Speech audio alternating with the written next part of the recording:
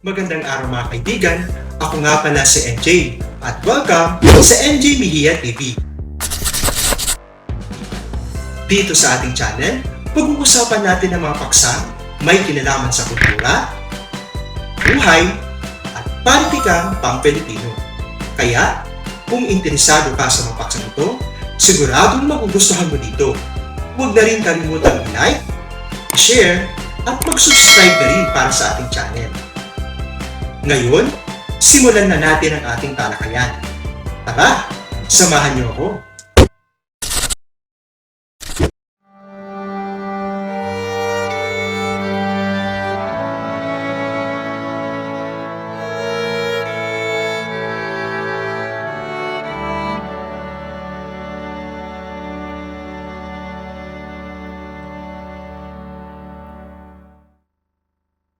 Narito naman ang buod ng Kabanata 11 ng Noli Me Tangere, ang mga makapangyarihan.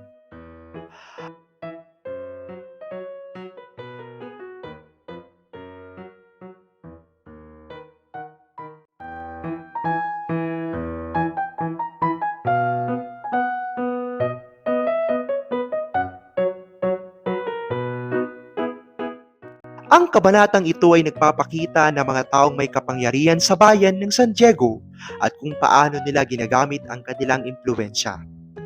Bagaman si Don Rafael Ibarra ang pinakamayaman sa bayan at maraming natulungan, hindi siya kabilang sa mga makapangyarihan. Dahil sa kanyang kababaang loob at hindi paghahangad ng kapalit sa kabutihan, madalas pa siyang kalabanin kapag siya ay nasa kagipitan. Si Kapitan Tiago naman ay iginagalang at tinudumog ng mga tao dahil sa kanyang yaman at kagandahang loob. Ngunit sa katunayan ay pinagtatawanan lamang siya sa likod bilang isang sakristang sunod-sunuran. Ang Gobernadorcillo ay walang sariling paninindigan. Sa halip na siya ang naguutos, siya pa ang sumusunod sa mga nakatataas. Ipinakita rin sa kabanata ang pagkakatulad ng San Diego sa Roma.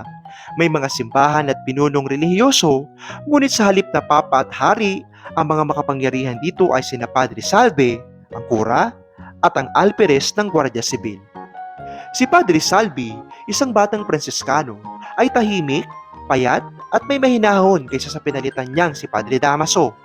Gayunman, may alitan siya sa alperes, na isang maarahas at disenggong sundalo. Ang asawa ng alperes ay si Doña Consolacion, isang Pilipinang mahilig magkolorete at kilala sa pagiging malupit at bastos. Laging nag-aaway sina Padre Salve at ang alperes. Ang una ay gumagamit ng banal na paraan ng paghihiganti tulad ng pagpapahaba ng sermon, habang ang huli ay gumagamit ng karahasan at paninira. Gayunman, sa kabila ng kanilang galit sa isa't isa, nagkakamayan pa rin sila sa mga harap ng tao. Sila, ang kura, ang alperes, sa Kapitan Tiago, at ang Gobernadorcillo, ang mga tunay na makapangyarihan sa San Diego. Ang kanilang tunggalian ang nagpapakita ng katiwalian at pagkakawatak-watak ng lipunan noong panahon ng mga Kastila.